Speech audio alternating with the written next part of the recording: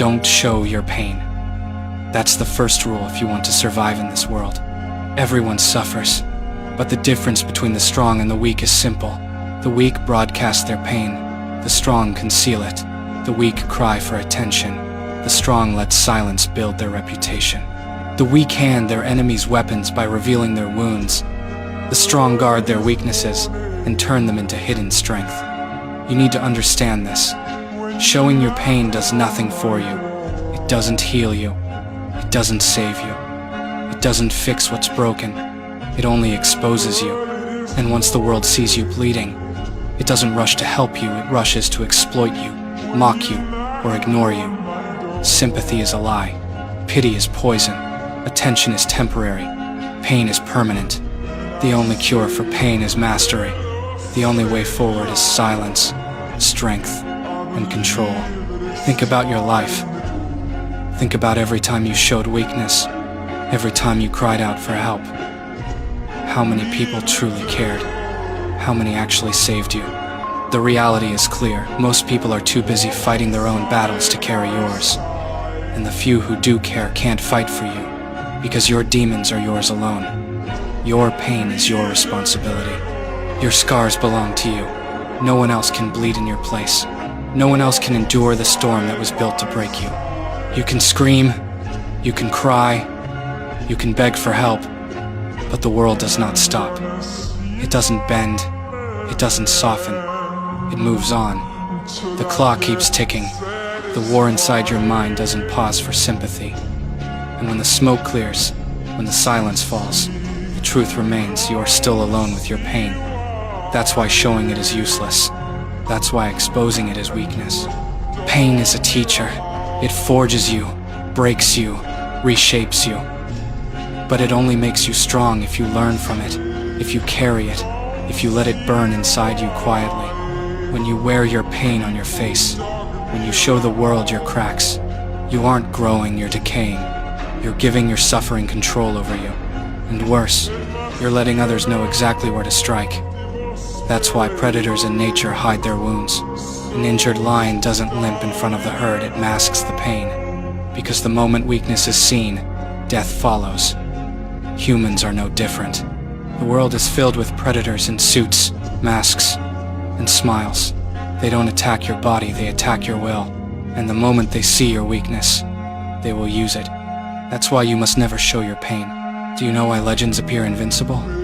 It's not because they never suffered. It's because they mastered the art of concealment. They suffered deeper than you can imagine, but they never broadcast it. They walked into every room with composure, while inside they were bleeding. They led with control, while privately they endured storms. And because of that, they looked unshakable. That aura of invincibility came from silence, not from never being hurt. Respect is built on perception. If the world perceives you as weak, you are weak in its eyes. If the world perceives you as unbreakable, even when you are suffering, then strength is what you become. Ask yourself, what do you want from your life? Do you want pity, or do you want power? Do you want people to feel sorry for you, or do you want people to respect you, fear you, admire you? Do you want temporary attention that fades the moment the next tragedy appears, or do you want permanent dominance that lasts for life? Because you can't have both. If you show your pain, you might get sympathy, but you will lose respect. If you conceal it, if you turn it into discipline, you may not get pity, but you will gain fear, admiration, and power. And in this world, power is everything. You think crying out helps? It doesn't. The world has heard millions of cries before yours. They blend into the noise. Nobody remembers the ones who complained. Nobody remembers the ones who begged. But the ones who suffered in silence, the ones who bled without showing it, the ones who turned their pain into fire, they are remembered forever. That's the choice in front of you. Be forgotten with tears or remembered with silence. Pain is not a weakness if you carry it right. Pain is fuel. It's energy. It's the sharpest weapon you will ever own. But only if you keep it locked inside. Only if you channel it into work, into growth, into strength. Every time life cuts you, you have two options.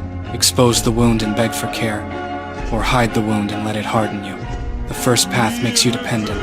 The second path makes you indestructible. The first path leaves you fragile. The second path leaves you feared. Which one do you want? And let's be clear, hiding your pain doesn't mean denying it. It means owning it.